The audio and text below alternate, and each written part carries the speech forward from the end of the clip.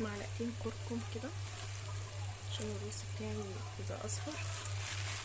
وبستخدم الخلطة بتاعت الرز البسمتي.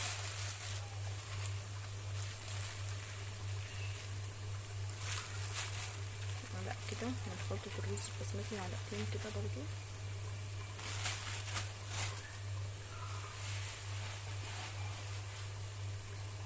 طبعا بستخدم ملح عشان انا على حسب كمية الرز.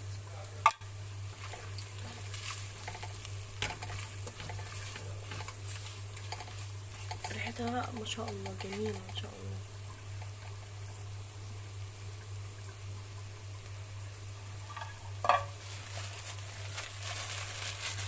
استخدم بقى قشر برتقال، بس انا عاملاه في الخلاط ومفرزاه، عاملاه في الكبة. مش هستخدم يعني شوية كده بيحلوا طعم الرز.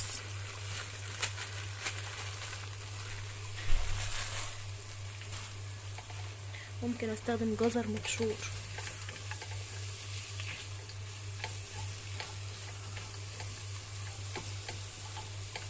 يدي سكر للرز.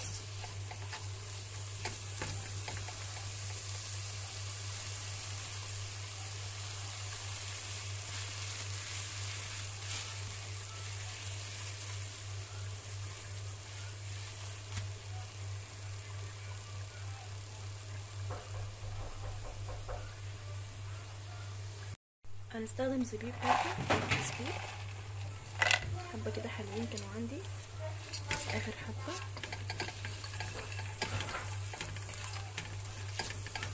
عادي يعني الرز المصري ممكن نعمله زي الرز البسمتي بالظبط وتبقى طعمه جميل، بعمله على طول. نصفي بقى الرز.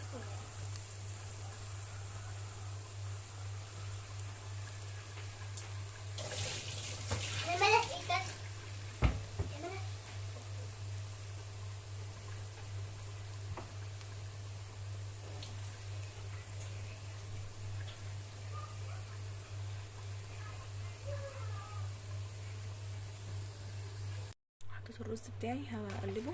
هو يفضل طبعا ان هو يتعمل بشوربه او مرق الدجاج تحطها مع الرز لو مفيش عندي شوربه.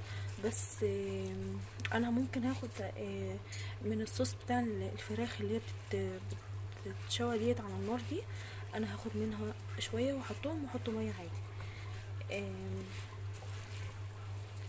هي بيفضل بالشوربه بتكون احسن، بيكون طعم الرز جميل. درجة الصفار بتاعته بقى بتحكم فيها، لو انا عايز ازود شوية بزود.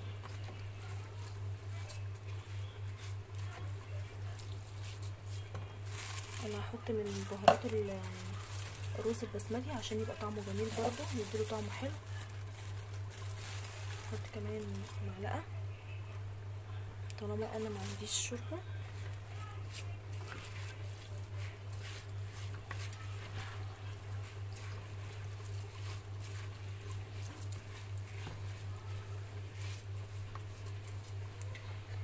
الكاري برضه عندي كاري، احط معلقة كاري او معلقتين صغيرين كده.